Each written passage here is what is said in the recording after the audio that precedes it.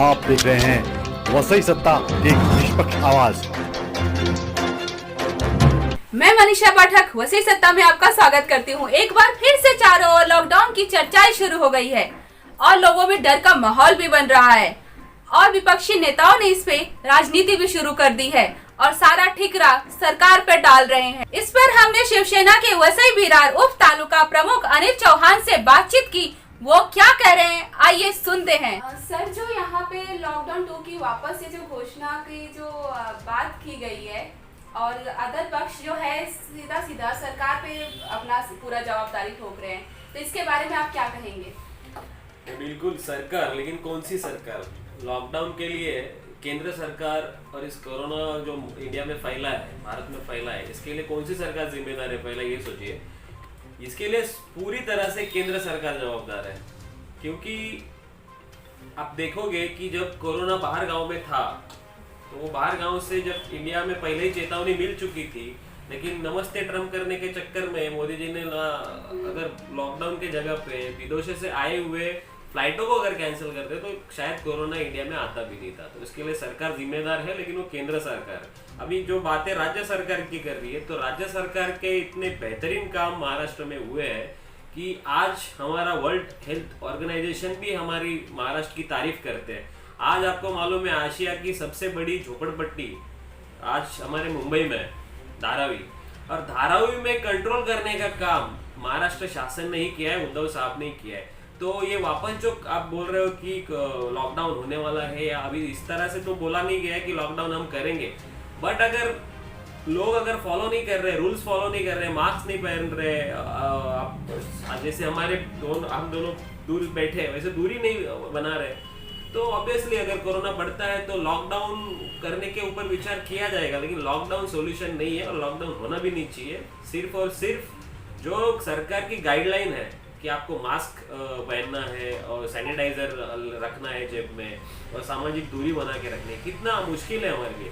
बिल्कुल मुश्किल नहीं है। एक मास्क तो हम पहनते ही है और पहनते आए, उसको ही कंटिन्यू करना है। आपको हाथ में एक सैनिटाइजर की बोतल रखनी है जो इजीली अभी मिल रही है कहीं पे भी। अगर ये चीजें हम करते हैं तो लॉकडाउन करने की क्या जरूरत पड़ेगी? तो लॉकडाउन ये सोल्यूशन नहीं है, बट हाँ, गवर्नमेंट आपकी चिंता कर रही है, गवर्नमेंट आपका ख्याल रख रही है। बार बार उद्धव साहब आपसे बात कर रहे हैं कि आप अपनी चिंता करो।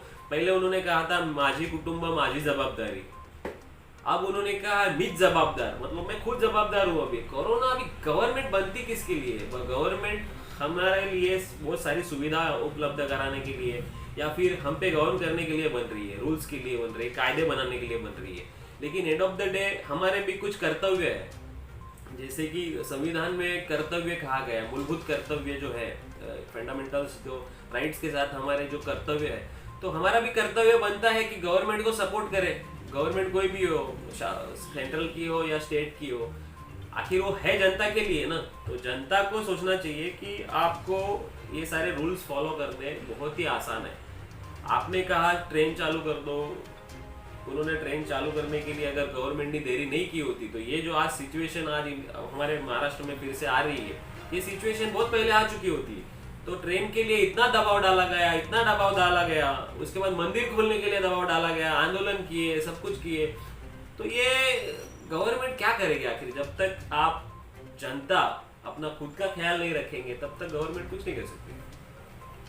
सर, लेकिन महाराष्ट्र सरकार पे ही जवाबदारी बता रही है, तो विपक्ष का काम ही होता है सरकार पे जवाबदारी डालना। लेकिन आप ये नहीं देखोगे कि वर्ल्ड हेल्थ ऑर्गेनाइजेशन ने, WHO ने अपने महाराष्ट्र सरकार की तारीफ की है।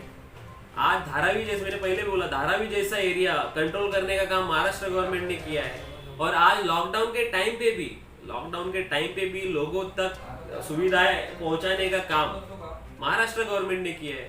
तो ये सब सारी चीजें तो सामने ही। अभी अगर विपक्ष बौखलाता है, विपक्ष कुछ भी कहेगा, विपक्ष का तो काम ही है कि कीचड़ उछाले या बोले। आज पेट्रोल की कीमतें 100 रुपए हो गई, 100 रुपए के ऊपर कोई बोल रहा है? नहीं बोल रहा है। डीजल की कीमतें बढ़ गई है, महंगाई बढ़ रही है, नौकरियां नहीं है, उसके ऊपर कौन बोल रहा है? लेकिन फिर भी महाराष्ट्र गवर्नमेंट में लॉकडाउन का होते हुए भी 30-35 हजार करोड़ का इन्वेस्टमेंट बाहर से महाराष्ट्र में लाया है। इसके ऊपर कोई चर्चा नहीं करेगा। और हाँ, लॉकडाउन का जो विषय भी चल रहा है, लोग कुछ भी बोल रहे हैं, इस पे अफवाह पे विश्वास ना करें। सिर्फ ये बात है कि आपको अपना ख्याल रखना है जो गाइडलाइन महाराष्ट्र गवर्नमेंट ने दी है उसको फॉलो करनी है। अगर आप फॉलो नहीं करते तो कोरोना बढ़ता है, तो फिर कुछ ना कुछ स्ट्रॉन्ग स्टेप फिर से गवर्नमेंट को उठानी पड़ेगी।